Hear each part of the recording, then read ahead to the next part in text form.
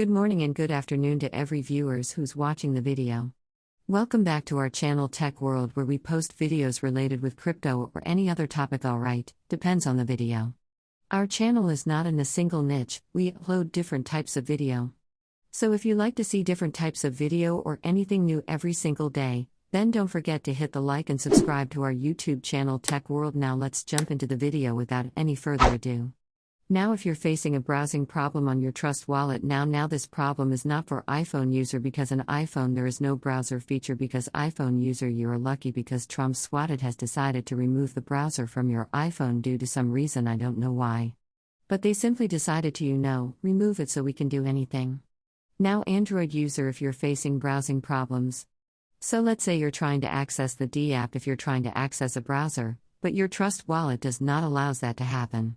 Now the first reason behind it could be like the browser you're trying to access or like the website you're trying to access is banned in your country. If that's the case, you need to use a VPN and connect to a country where like that website is allowed. Alright, so that's the only way to fix it.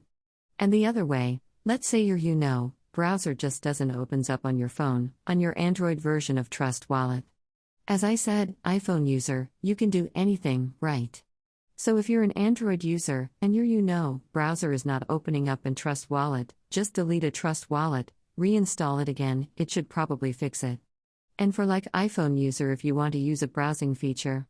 So let's say you want to go to a website and connect your Trust Wallet. But since there is no browser in your phone, what you can do, well basically, you can do this, you can use the browser of your phone. So iPhone user, you can use Safari browser.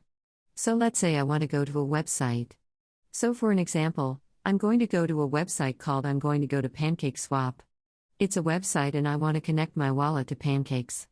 So what I can do is click on Connect Wallet, click on Wallet Connect, click on Versus Trust over here, and then wait for some time and clicking Continue. And basically my wallet is connected.